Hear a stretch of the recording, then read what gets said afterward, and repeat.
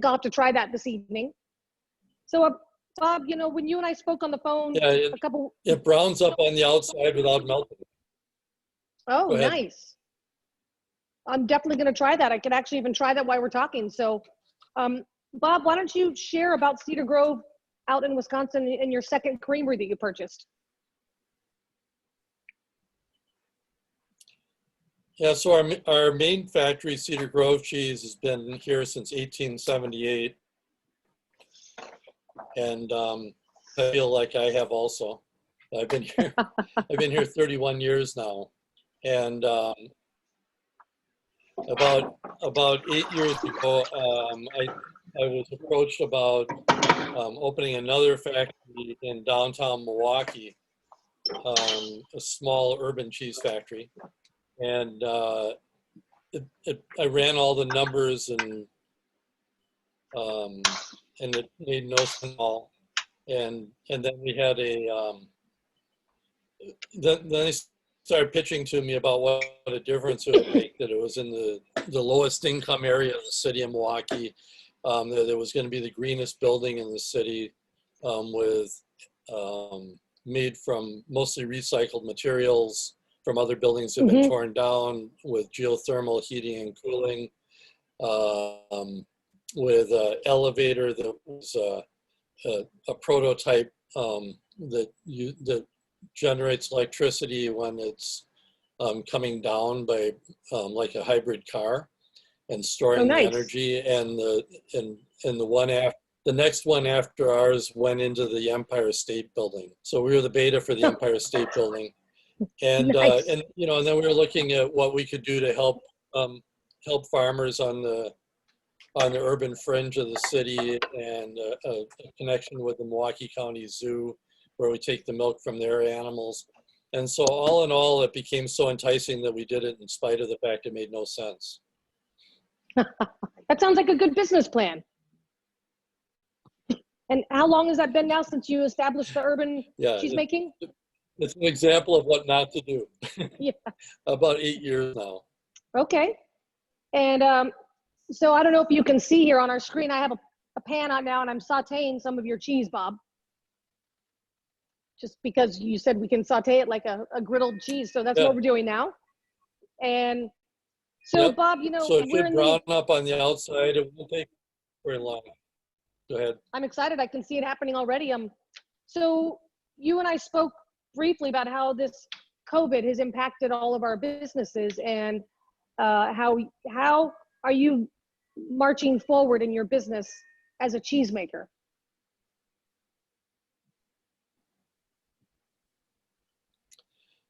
We have you know, challenges now from COVID, and we have challenges from demonstrations that are going by the factory in Milwaukee, and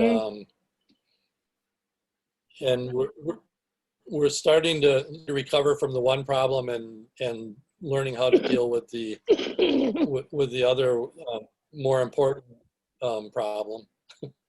And so you know, I think our biggest thing right now is trying to help out a lot of the people who've been hurt by the COVID virus in their jobs, and trying to find ways to incorporate them into our future.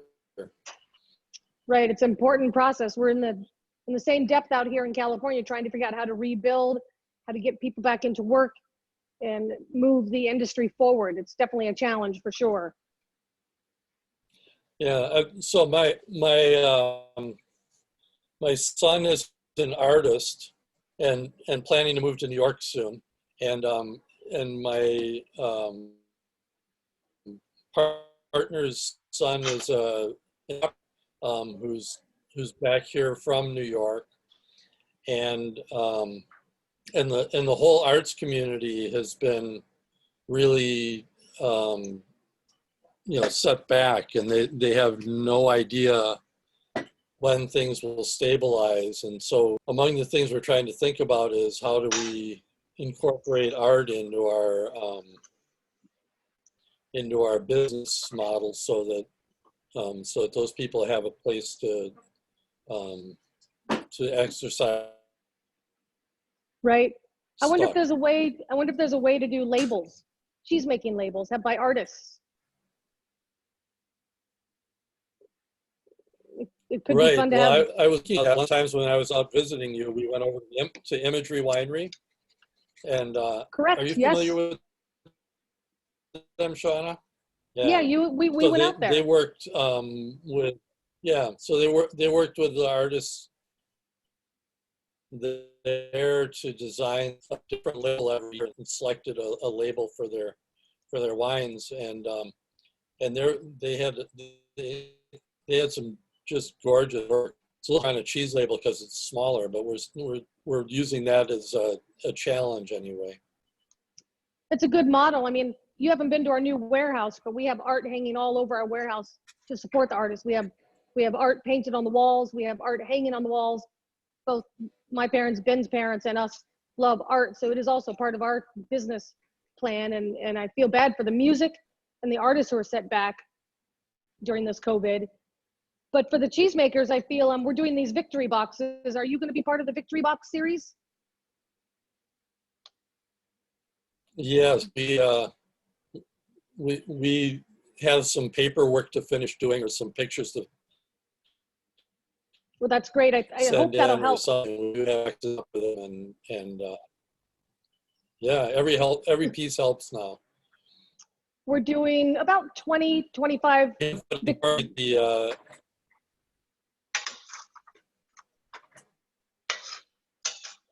So Ben, would you mind coming over and showing this delicious cheese, Bob's griddled brat cheese? Bob, if you can see it, we have pictures of your grilled brown delicious cheese that I could eat the entire piece, by the way.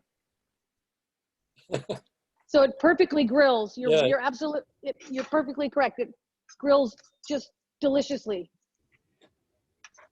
I know what I'm having for lunch. Yeah, and so so you can do it like that. You can put it right on the barbecue. So we call it cheesy Q. Oh, that's fun. And when I heard about it, I thought it was the most Milwaukee thing I'd ever heard of. And then by adding the bratwurst flavor, we made it definitely took it to the next level. Product. Right. So Yep. Bob, are you shipping some cheeses out to California? And I know you're in Rainbow Grocery. Are you getting some cheeses out here to us? Are you shipping around the country? Are you actively? Yeah, we ship.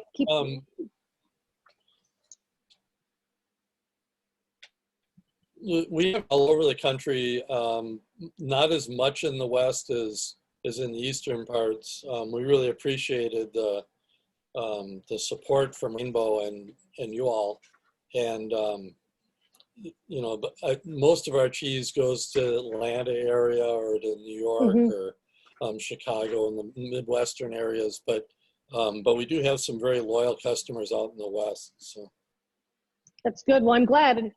And is there anything you want to share with us about Wisconsin cheeses? I get teased out here in California that I'm biased to you all because you and, Chris Rowley and Sid Cook, you guys have all been such gentlemen to me over the years, teaching me the ropes of the cheese world. So I greatly appreciate that, by the way.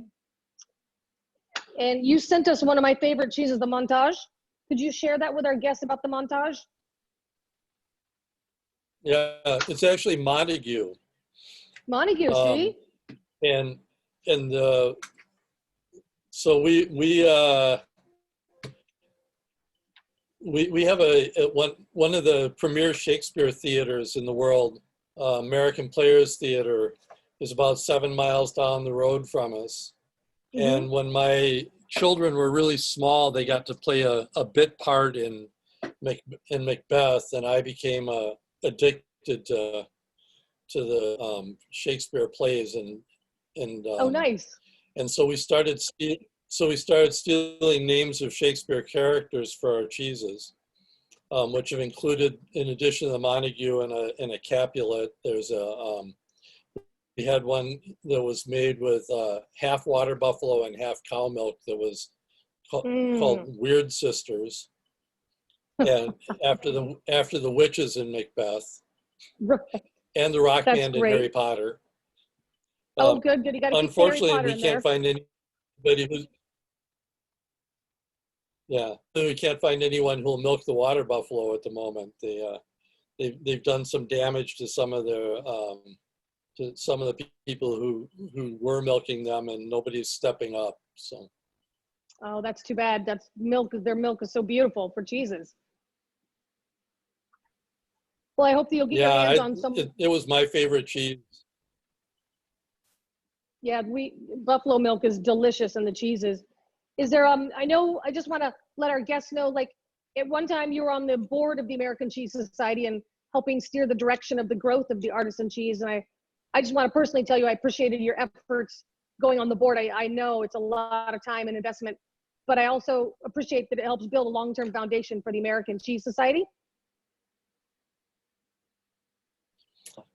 Yeah, it was one of the more rewarding things that I've done, and getting to know all the far-flung cheese makers and cheese lovers and people who are selling our products around the country was a wonderful experience for me. And then I went from there onto the board of was chairing the board of the American Cheese Education Foundation, and Right. And that also is a great experience. Really a way to give something back to the industry has been so good to me.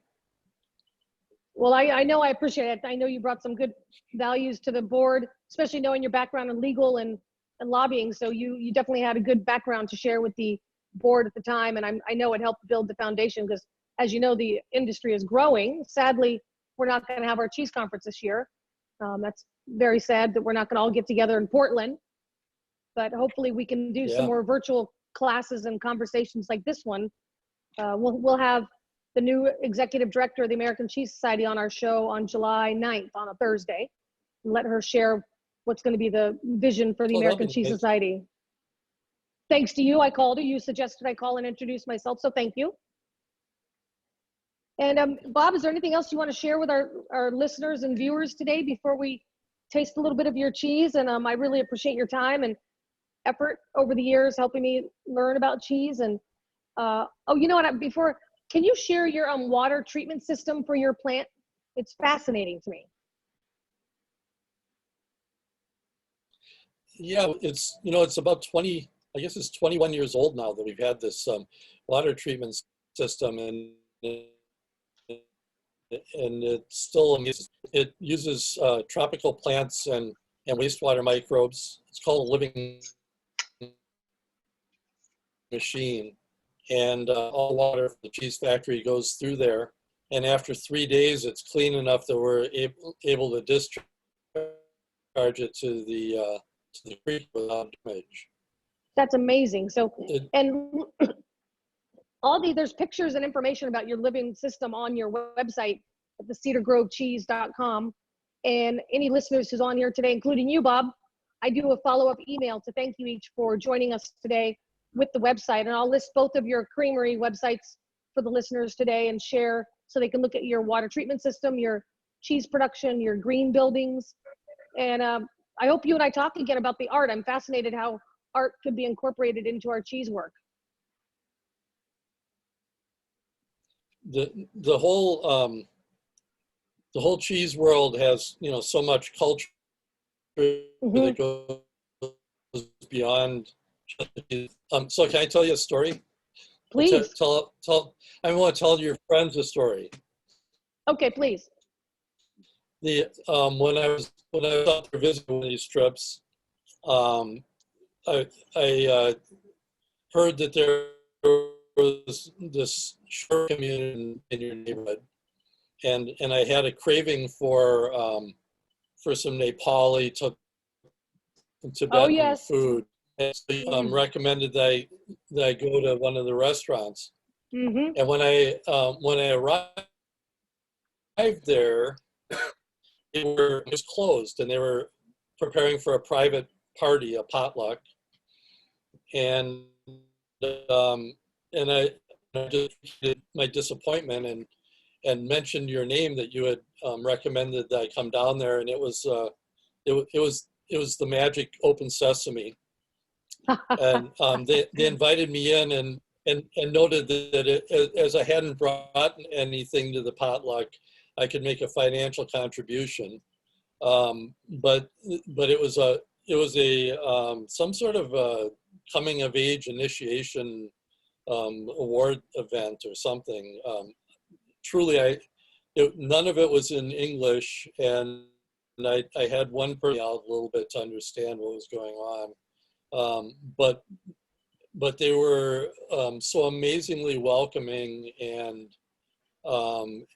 we talked about knack cheese and the one person's brother who made cheese in Nepal, and it was one of the most magical nights that I've had in my life. Great. Only because cheese opens doors. And you open doors. So I try my best, and we're still friends with those Sherpas. That's Shring Sherpa, and they still have the restaurant. And they actually own multiple restaurants now in Sonoma.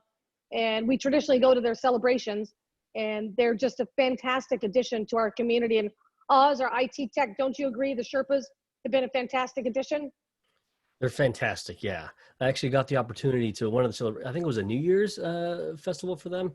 I got to kind of return the favor because they're all usually in the restaurants and they're serving us and everything. I got to kind of bartend for them during the little festivities, which was really cool to be able to do. They're just a fantastic That's an crew. honor. They're amazing. It was. Sonoma has one of the largest rural populations of Sherpas from Nepal in the country. Thanks to Shring Sherpa, the original Sherpa, we call him. Yeah. So, Bob, I'm glad you had that night, because I can't remember if you were at the cheese conference. They catered the dinner for us, and they brought all the food out for all of the cheesemakers, and it was amazing. So we have a question for you folks. Please. Amy Sherman's asking, have you been inspired to create any cheese from India or Nepal? Most commercial paneer is terrible. Oh, thanks, Amy. Bob, would you make like a bread cheese? Or a...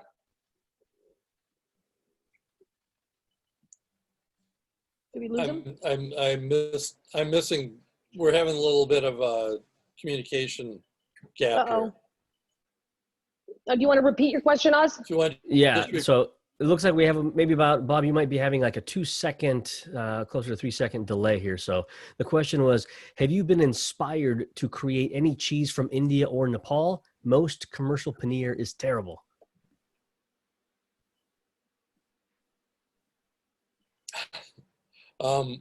We haven't really made paneer, so I'm not. And when I was over there, well, first of all, we were hungry and we weren't very discerning about food, and so it was before I got into the cheese industry. So I'm not sure that at the time I was a very good judge of what was good quality and what was not. But Amy, I predict we're going to see some paneer style cheeses coming to the market. We're seeing some of these next generation Sherpas making products that they want to put to market, sauces and curries and marsalas and naans. So we're already seeing them locally, where there's a couple ladies that sell it from their restaurants. You can buy it when you go to their restaurant. So I predict we're going to see more coming to the commercial market, probably more at a regional level than a national level, though. Yeah. Well, I think Paul Scharfman at Wisconsin at Specialty Cheese Company has been making those styles of cheese for quite a while, and I get the impression that they're well received. Yeah, Amy, I'll get you that contact of Paul Scharfman, because that's a great topic to discuss, the varietals of cheese. So, Bob, you get final words. Is there anything you want to share about the future of cheese, or how we're all going to stick together and make it through this and get cheeses out to the national market?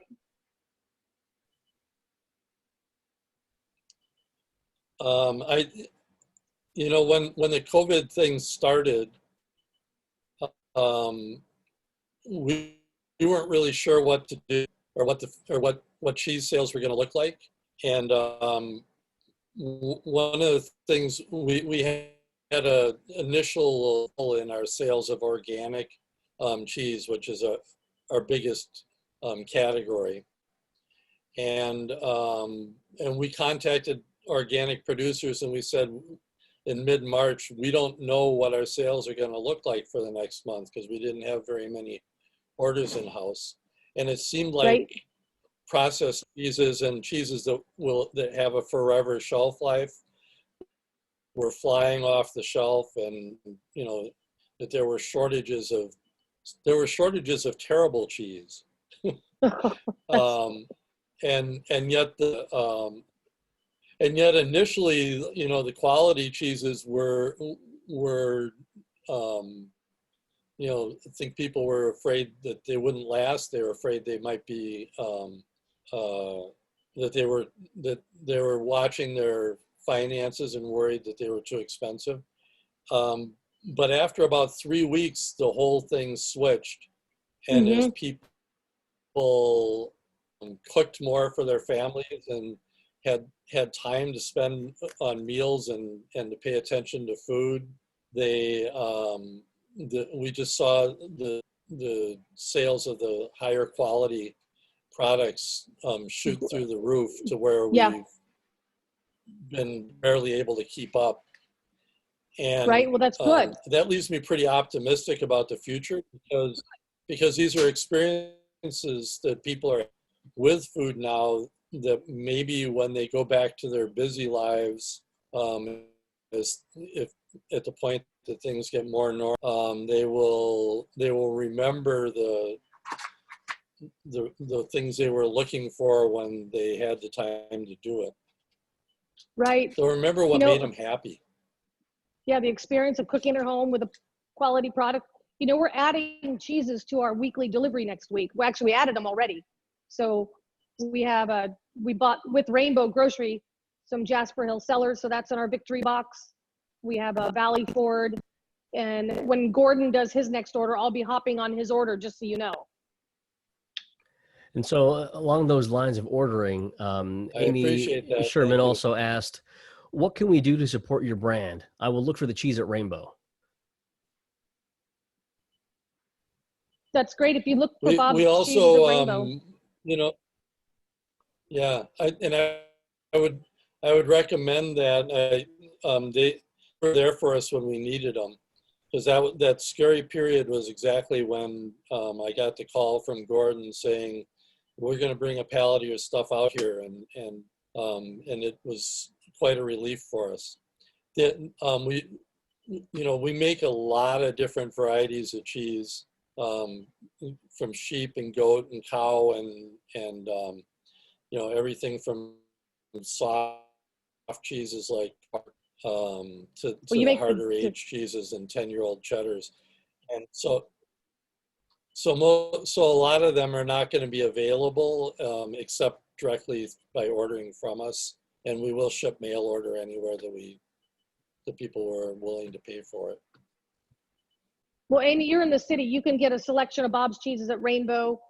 On the next order, then I'll have a selection of cheeses when Gordon does his next order. And Bob, with your permission, I'll make a delicious mac and cheese next week with this cheese that you sent for our guests, but also in the honor of you, because you're someone that I know does donate to the food banks and to different organizations. Some of the wedges that you sent, we will redistribute to some families that are in need of food, if that's okay with you. That's we would be honored to have you make something with it, and we're always happy to be able to help people out. So, well, that's great. So I will make a mac and cheese. Oz, you'll be a recipient next week, and we have about 5-6 families we deliver food to. That on our regular delivery, we drop cheese food off to them because we know they could use it. So it's an honor. And Bob, I want to take in your time out of your busy cheese making time. And I hope that you and I will be in touch very soon. As soon as Gordon places an order, please call me. Okay. And Bob, thanks again for your leadership. Thank you very much for including us. And we'll be in touch very soon. Any other questions from the audience? Right, I'll be sure to have a good day. I'll send You too, Bob. Thank you. Guests, I'll send an email out this afternoon with the link to Bob Wills and his email. So if you have any questions for Bob directly, please go ahead and please communicate with him. And Oz, thank you for doing the IT today. We apologize for the intro here, a little challenge, but thank you for writing through the class today. And we are looking forward to the cheese chat each Thursday at 11 o'clock. Next Thursday, we have Mateo from Jasper Hill Cellars out of Vermont. And he too will be a wealth of information, knowledge. He loves art, farming, and granges. So I look forward to having Mateo on the show. And thank you all for joining in. And stay safe, healthy, and cool. Have a great day. Thank you.